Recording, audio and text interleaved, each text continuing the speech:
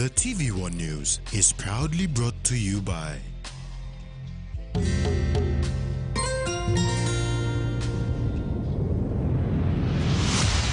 BSP, our bank, our people.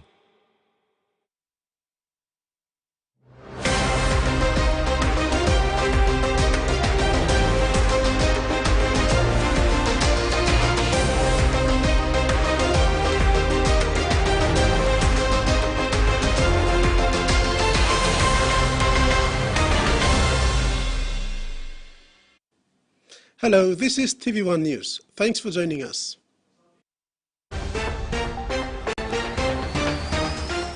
In this edition, conservation of rainforests creates employment, Marum supports schools at Matupit, and Hekari stunts Lay City FC.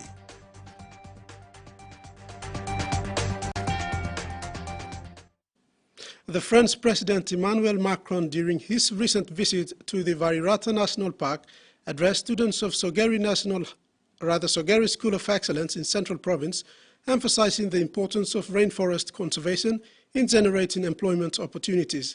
He stressed the need to establish a value chain that supports and compensates individuals dedicated to preserving the rainforests. French President Emmanuel Macron highlighted the significance of preserving forests to foster job creation and recognized the efforts of those working tirelessly to combat deforestation while ensuring the sustainability of these natural resources. He stressed the need to establish a value chain that supports and compensates individuals dedicated to preserving the rainforests.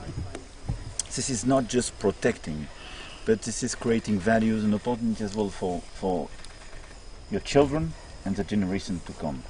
They will have a better life because we protect this forest, which is good for you and the planet.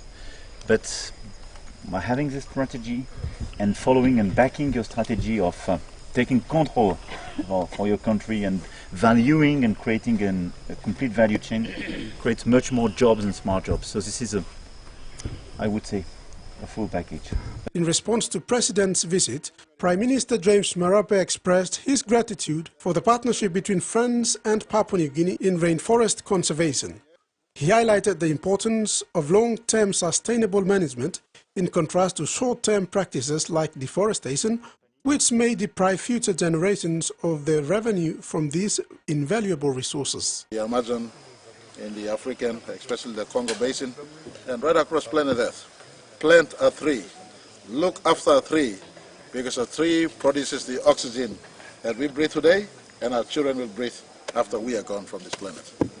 He further emphasized that sustainable rainforest management could lead to financial support to vital sectors such as education, road maintenance, healthcare, and reducing the country's dependency on destructive practices for assistance. The Prime Minister outlined a comprehensive strategy to preserve PNG's rainforests, emphasizing President Macron's commitment to mobilizing support not only from France but also from other nations. He commended Total Energy's approach in PNG, promoting the use of gas as a transitional energy source for the next decade. Highlighting the global importance of renewable energy, the Prime Minister urged for a collective effort in safeguarding the planet. Whether you are a Papua New Guinean or friends, we share one planet, and its preservation remains paramount, he added. In conclusion, the visit of President Emmanuel Macron has reinforced the bilateral partnership between France and PNG, promising greater strides in rainforest conservation and sustainable development. BSB Financial Group has taken a decision to cease its relationship with one of its customers. BSP has allowed the customer time to make alternative arrangements before its relationship with BSP is concluded. Currently, the customer has the capacity to operate its account with BSP until its relationship with BSP comes to an end. As a licensed bank in Papua New Guinea, BSP has an obligation to strictly comply with all regulatory requirements. The regulatory framework is essential to ensure Papua New Guinea's financial system is robust nationally and critically also to ensure Papua New Guinea is connected to and compliant with the international financial system. BSP has complied with its regulatory and contractual obligations in making its decision. East New Britain Governor Michael Maroon presented a cheque of 50,000 kina to 2 primary schools in the Kombu local level government, Rabaul, in East New Britain province. On Friday, 28th of July 2023, Maroon presented the cheque to assist with the upgrading and management of the schools. East New Britain Governor Michael Maroon visited the primary schools Sikud Matupit and Matupit Island at the Sikud Matupit ward to present a cheque of 50,000 kina. He was accompanied by Deputy Provincial Administrator, Social Services Maraken Uvuno, Kabiu LLG President Michael Warium, and other officers from the Governor's office. When presenting the cheque, Maroon said since his appointment as the Governor, the best thing that ever happened to him is when he goes out to the public or visit communities and meet children. He said spending time with children and mothers in the market as everyone is the same. There should be no differences or special treatment to anyone. He said leadership is action and not position. With a little contribution from the province to the school, the students can go a long way and they can have a better future. He said some of the students are still crowding up in one classroom. Therefore, this assistance is to help these schools to build learning facilities for the students. Maroon said there are many services that needs to be improved, such as roads and electrification. They are now working on that to better the services in the LLGs and other areas within the province.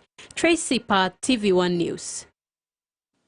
This is TV1 News. After the break, we'll have news from overseas.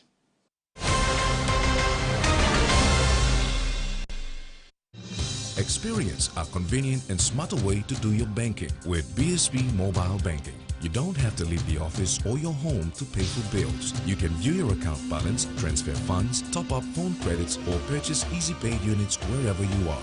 Visit your BSP branch today to register now for BSP Mobile Banking. BSP Mobile Banking, the smarter way to bank. BSP, our bank, our people.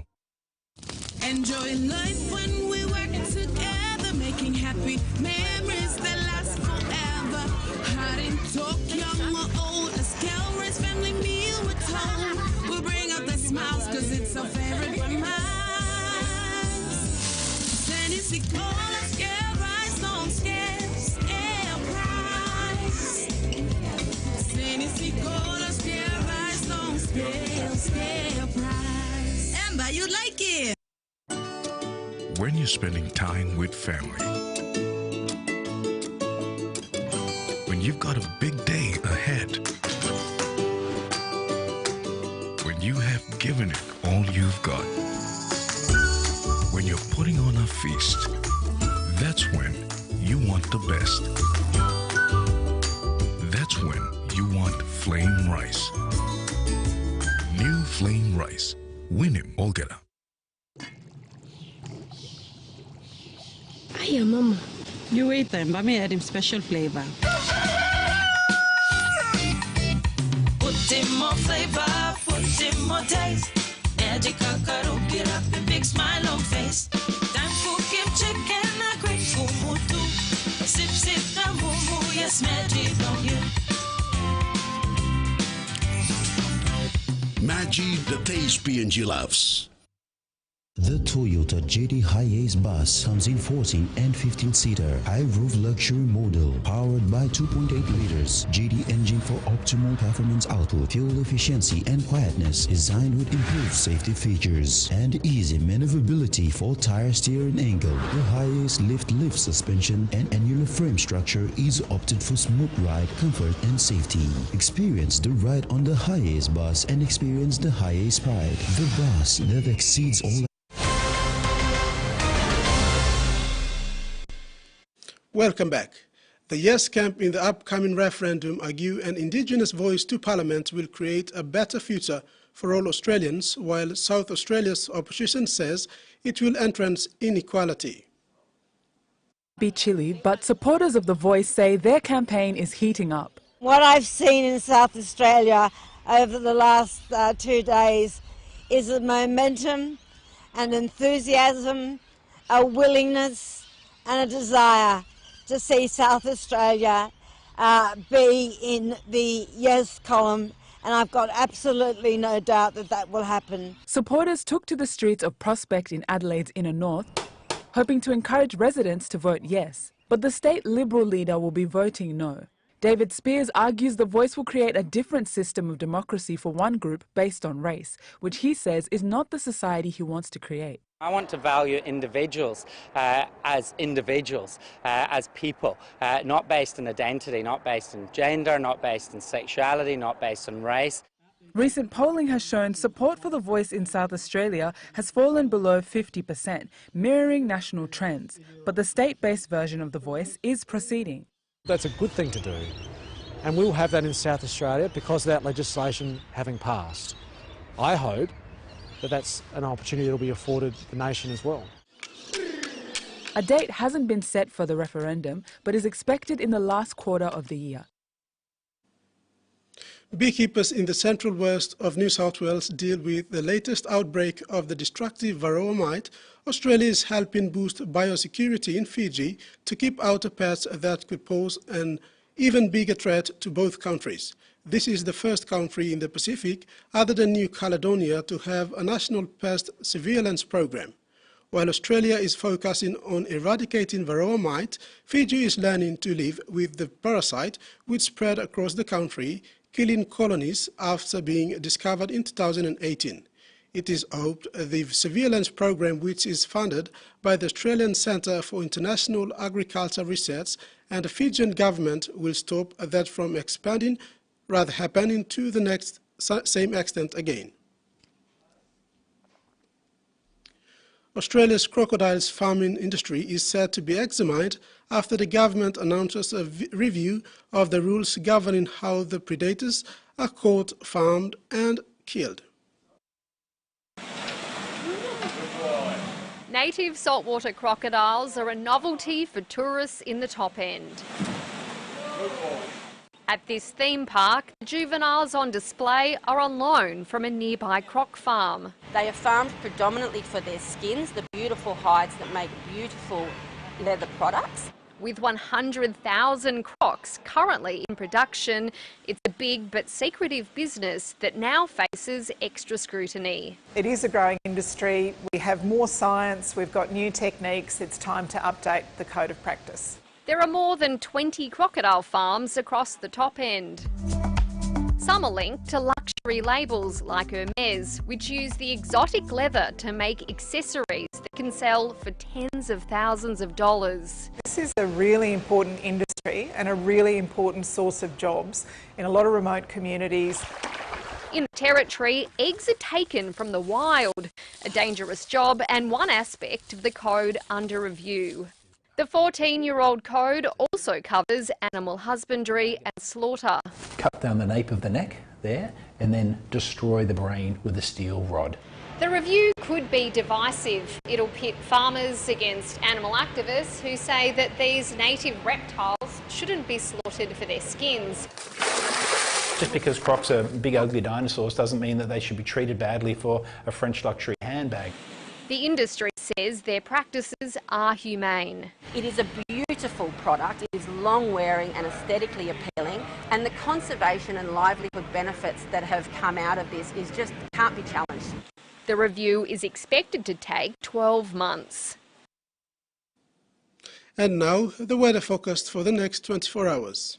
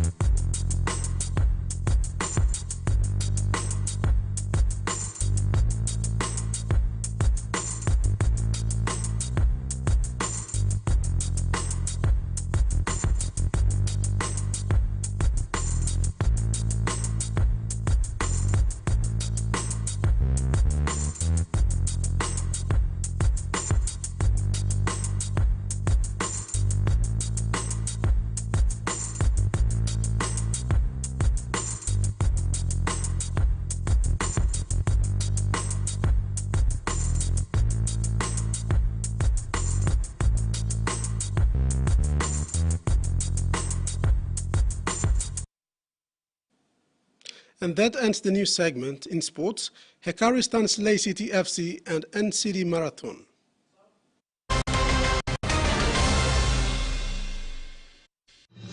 Experience a convenient and smarter way to do your banking with BSB Mobile Banking. You don't have to leave the office or your home to pay for bills. You can view your account balance, transfer funds, top up phone credits, or purchase easy paid units wherever you are. Visit your BSB branch today to register now for BSB Mobile Banking. BSB Mobile Banking, the smarter way to bank.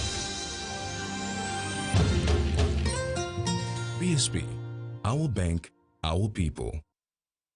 He loves the Maroons. He loves the Blues. But there's one thing that brings everyone together. SB Lager, Bungimyumi.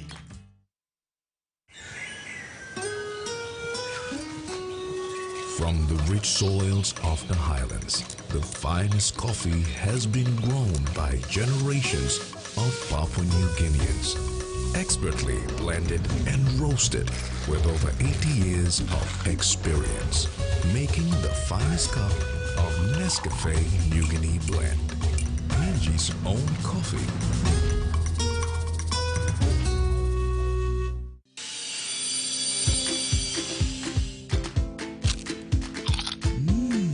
Right across the nation, we eat snacks crackers.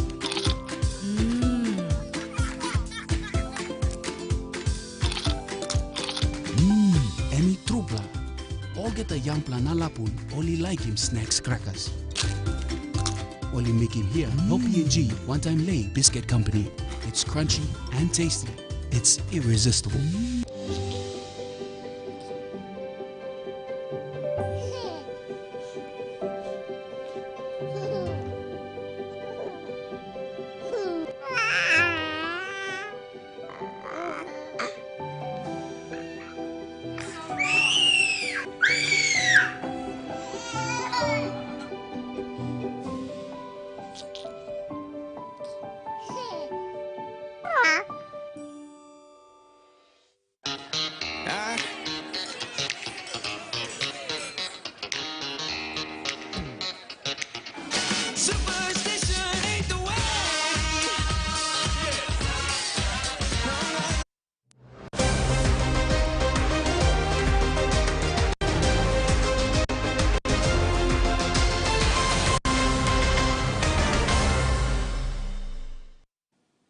Hekari United FC won the PNG National Soccer League Grand Final rematch by 2 points to nil in Lay yesterday against the struggling Lay City FC.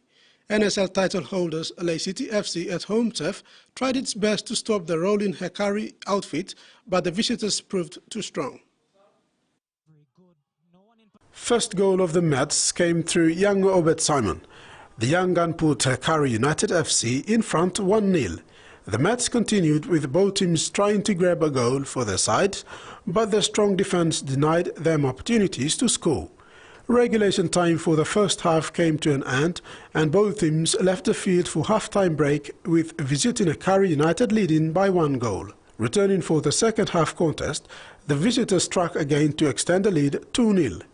With 2 goals in front, Hekari United switched to play defensively.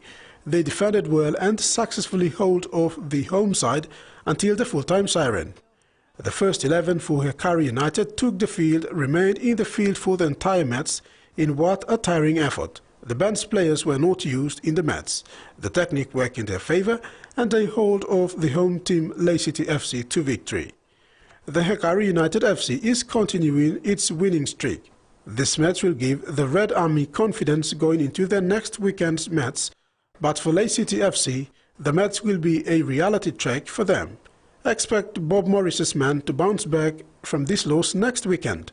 Meanwhile, in matches played at the PNG Football Stadium in Port Moresby, Lay City dwellers went down to Port Moresby Strikers in a close match 3-2 goals, while Gulf Komara drew 3-3 against United Highlands FC. The Smart Start New Kick AFL School competition concluded the Under-13 and Under-15 Grand Final matches yesterday for both boys and girls. It was a moment of excitement for the teams that played in the Grand Finals, who won themselves trophies for the bagging also the individual awards. It was a moment of excitement for young Raymond Avoy, whose team didn't make the finals, but he won the Harley Brown Low Medal. Raymond was presented with this medal for being the best player of the tournament.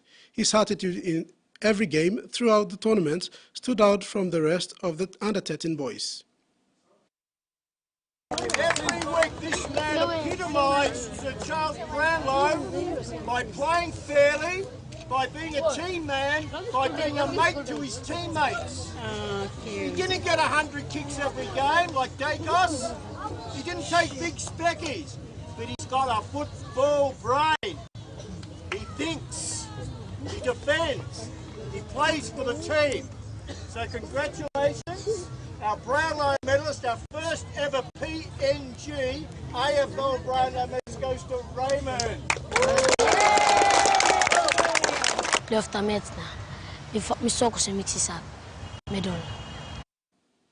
The National Capital District Commission has hosted an inaugural Amazing Port Moresby International Marathon today in Port Moresby. The inaugural marathon is part of Port Moresby's Vision 2030 of clean, safe, healthy and planned city and a premier destination of sports and other events. Organized by the Port Moresby Road Runners Association, a total of 141 participants took part in the event. 47 were marathon participants, 30 half marathon participants, and 64 were 10-kilometer marathon participants, with 42 international participants from 14 different countries and 48 PNG citizens and residents. The governor for NCD Powers Pakop, who took part in the 10-kilometer marathon, said the marathon is a significant event to promote sport and youth development. This marathon is a significant milestone in promoting sports and youth development, alignment with our Vision 2030 goals of fostering an healthy city, and healthy residents. Pakop said the marathon reflects the spirit of unity among stakeholders in promoting sports and community engagement. Through this event, we aim to foster community engagement, promote health and fitness, also boost tourism, and of course, local economy, and over and above that, inspire our young especially to take their fitness and wellness and health seriously. It thanked the international community for taking part in the event and welcomed them to take part in the next marathon next year onwards. Antonia Android, 31, the female winner for the 10-kilometer marathon, says this is her first time winning a medal and she is happy for the initiative. This is my first time to get a medal for Port Moresby Road Runners. Yeah. The marathon's first male winner is Alexandra Sawiz and female's first winner is Yvonne Dubais. For half marathon are Peter Bucky and Majana Raf. And for 10-kilometer winners are Jason Richard and Antonia Ndawi. Tracy Pa, TV1 Sports. And that ends the news tonight. Have a top week ahead. Bye now.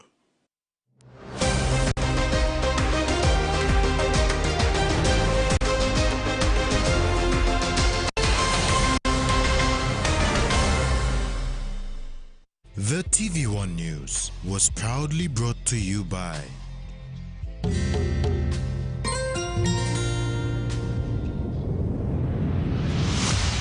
BSP, our bank, our people.